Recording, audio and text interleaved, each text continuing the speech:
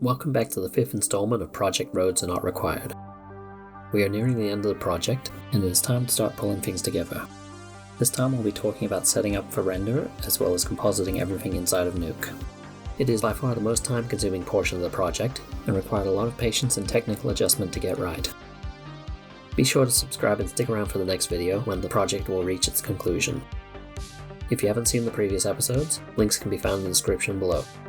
And as always, questions and comments are welcome.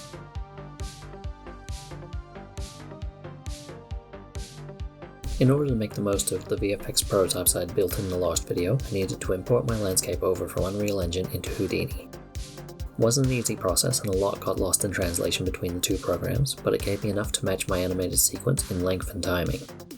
I was able to set up my car to follow the same rough course in a more basic fashion while maintaining the correct motions I would need going forward. By using the same underlying template between the two software, I am able to greatly simplify my workflow. Thanks to that, I was able to match move my camera by projecting the Unreal footage over my scene, then carefully aligning the two cars on top of each other. It took several attempts to get right, but in theory I will be able to simply render out each effect, then overlay them directly onto footage without too many issues.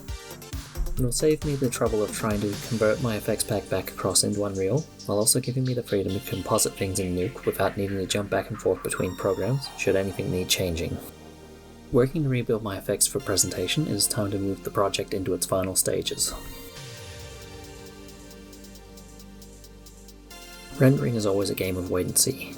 Careful planning and setup may be able to lower the time required, but it still means long periods of time spent watching your computer idle while you wait to see how things will turn out.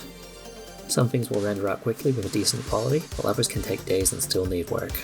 Lighting parsers in particular tend to be a major time sink that can bring a project to a standstill if you aren't careful. For this project I have a total of 20 or so render parsers I would deem crucial to the sequence, with a further dozen desirables that I would like to get to if I still have time, varying in length from a half dozen to a couple of hundred frames.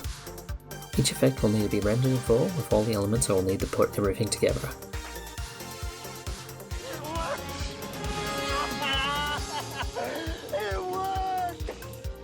Seeing my match moved effects overlaid like this is extremely reassuring for my chances of finishing this project. Nuke is where the magic happens. This complicated nest of nodes represents all my work so far. All of my lighting and effects are carefully laid out and wired in so that they will appear atop a clean version of my Unreal footage at the appropriate timing. Each image sequence is numbered to match its place within the main animation sequence, making it a simple matter of plug and play to get everything in place. For each effect I need to go through and make the necessary adjustments that will complete the look and hopefully bring everything closer to how it looked in the original film. This is accomplished by applying various filters and highlights to each image layer as needed. When brought together, the final composition will combine to form a singular whole. Things will continue to change as I progress with my work over the next couple of weeks, but as it stands I am confident that we'll have a completed animatic shortly. And now here's a small sample of my current build.